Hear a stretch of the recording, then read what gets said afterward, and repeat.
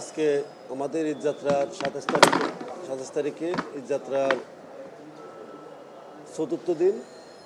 তো আলহামদুলিল্লাহ প্রতিদিনের মতোই আমাদের আজকে সকল ট্রেন সঠিক সময় ছেড়ে গেছে। শুধুমাত্র একটা ট্রেন আমাদের নীলসাগর এক্সপ্রেস, এই ট্রেনটা 1 ঘন্টা 15 মিনিট লেটে আসার কারণে। আর সকল ট্রেনের আইটেম ছেড়ে গেছে।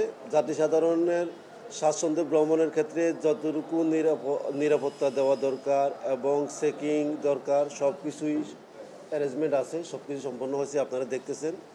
আর আমাদের ঢাকা স্টেশনে যে ধরনের নিরাপত্তার ব্যবস্থা বা যে ধরনের চেকিং প্রোগ্রাম ব্যবস্থা নেওয়া হয়েছে, তাই একই ধরনের ব্যবস্থা বিমানবন্দর এবং জয়দেবপুর স্টেশনেও নেওয়া হয়েছে বলে আমি জানি। তো এবারে ইনশাল্লাহ এই যাত্রী সাধারণের মোটামুটি কোনো রকম স্বাচ্ছন্দ্য ভ্রমণের ক্ষেত্রে কোনো রকমের অসুবিধা বা কোনো রকমের বিঘ্ন করতেছে না, সেটা আপনারা দেখতেছেন। এখন সুন্দরভাবে ওনারা স্বাচ্ছন্দ্যে এবং নিরাপদে ভ্রমণ করতে পারতেছেন।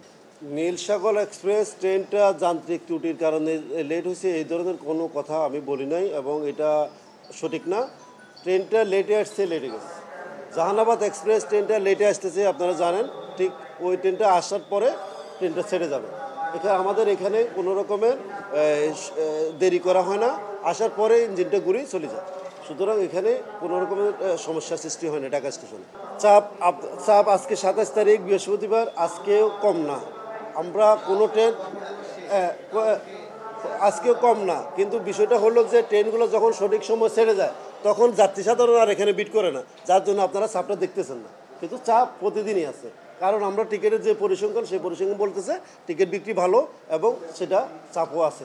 কিন্তু এখানে কোনো সঠিক সময় ট্রেনটা ছেড়ে গেলে যাত্রী সাধারণের বিট যখন থাকে না তখন চাপটা বোঝা যায়।